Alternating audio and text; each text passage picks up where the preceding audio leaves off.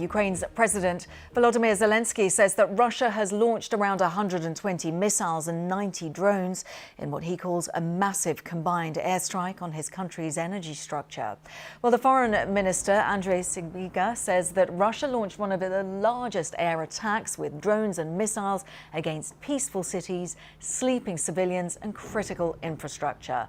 Ukraine's energy operator announced emergency power cuts in the Kyiv region, and the bombardment also forced power cuts in 2 other regions in the east of the country.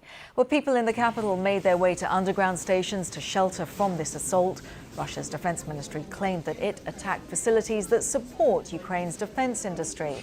And further south, the Black Sea port of Odesa experienced a citywide power cut, and neighbouring Poland says that it scrambled fighter jets. In a statement, Warsaw confirmed that operations by Polish and Allied aircraft were underway. Well, our correspondent Paul Adams joined us from Dnipro in the east. We had sirens in the early hours, and the latest information from the city was that 2 railway workers were killed, among 5 people killed across the country overnight, in what seems to have been the largest concerted Russian drone and missile attack, certainly since early September. And it does seem as though the principal targets were once again Ukraine's energy infrastructure. I was speaking to someone from one of the largest energy companies just a short time ago who said it looks like they're starting again. In other words, as winter arrives, and we have had the first snow here in the last few days, once again Russia turns its attention to Ukraine's energy infrastructure in an attempt to plunge this country into darkness during the most difficult months. So whether that is the beginning of such a campaign, we don't know, but it certainly looks that way. And from one end of the country to the other, we have had interruptions to power and a number of significant energy infrastructure targets hit, although we're not being told which ones. And Paul, just to bring you up to date, the Russian Defense Ministry is saying, and this is coming to us via the Reuters news agency, that these energy infrastructure facilities, they're accusing them of supporting defense industry and military enterprises, which is why arguably they're saying that's why they targeted them. But arguably we're also hearing from Russia's foreign minister saying that civilians were targeted, that people were sleeping in their beds, they were targeted. So an ongoing escalation of what is a conflict already at crisis point.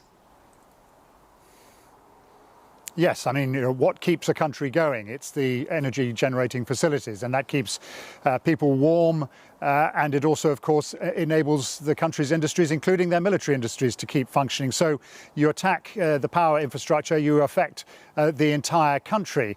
And it is inevitable when these attacks are launched that civilians do end up being caught in it, either by direct strikes from missiles and drones, or by fragments of both missiles and drones being intercepted overhead. None of this would be happening if Russian attacks on Ukraine's infrastructure were not happening.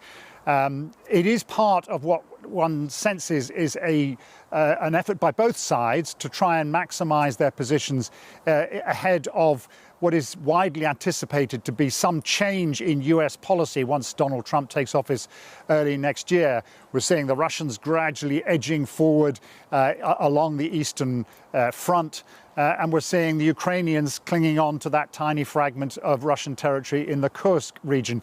Everyone knows that the policy that the Biden administration has pursued over the past few years could be about to change, and change quite dramatically. President Zelensky himself said just the other night that the war could be over next year. There's a feeling that things are going to change. No one quite knows how.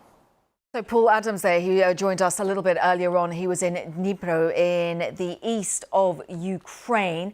Let's cross over to Warsaw, where we can speak to Professor Katarzyna Pizarska, who's the chair of the Warsaw Security Forum. Professor, when it comes to what we're seeing, those 120 missile strikes across Ukraine from Russia, 90 drone strikes, what's your reading into this escalation from Russia? Hello, Katarzyna. Hello, Kasia. It's great to be here. First and foremost, I just came back from Ukraine after almost 2 weeks spent there, and I'm a regular to Ukraine. And I have to say that the situation in terms of air raids has really deteriorated. It's not only tonight. Actually, on an average in Kyiv, you have to go down 2 or 3 times to shelter. And of course, some of these strikes are strikes on critical infrastructure, but the majority are actually on civilian objects. And the thing is that what Russia is trying to do in Ukraine is trying to break the spirit of the Ukrainians, is trying to exhaust the Ukrainians before the winter. And of course, these strikes, we look here from Poland, from Warsaw, with great worry. We, as you know, have had already 4 situations in which missiles from Russia have hit Polish territory, including one that flew over 400 kilometers into the central parts of Poland. So we not only have to put our jets up every time this happens, but we're also trying to find some kind of a common NATO response to start hitting these missiles also over, as we were asked by the Ukrainians, the Ukrainian territory.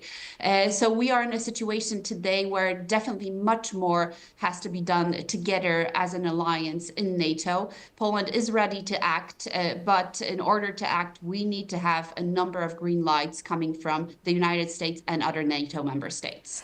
Professor, so Poland's operational command of Poland's armed forces said that indeed Poland has activated all available forces and resources and it's scrambled those jets. Just tell us a little bit more about how that works, not least given that Poland is, as you mentioned, a NATO member.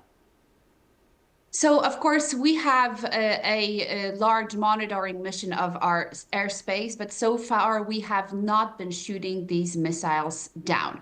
As you know, we have been speaking the entire year with President Zelensky's administration, talking about different ideas how we can aid the situation and at least partly protect at least western parts of Ukrainian territory. That would, of course, involve using our batteries and our air missile defense system. And when the missiles, Russian missiles, are approaching Polish territory, we would want to shoot them down if possible. The second thing we are trying to do to help the Ukrainians is actually to send almost 40, probably 14 MiG jets that we have. But again, these MiGs today are protecting Polish skies. We can only send them to Ukraine if we have some kind of security guarantees from NATO member states that they will in return protect our skies if these MiGs are actually transferred to Ukraine. So as you see, there's a lot of goodwill here to change the situation in Ukraine. I have personally been advocating for protecting Ukrainian sky since the beginning of the invasion. And I think this is truly critical. The Russians have a free hand in bombing every single day, cities, civilians, and we are doing definitely not enough. Providing Ukraine with the limited amount of air missile defense, Patriot batteries, Iris batteries is not enough. We should definitely look at other options, but as you see, we are not all there. And I fear that with the change in the United States, the situation will only worsen. Professor Katarzyna Pisarska, Chair of the Warsaw Security Forum, thank you very much for your time. And just to add, we do have a live page on those missiles landing in Ukraine on our website.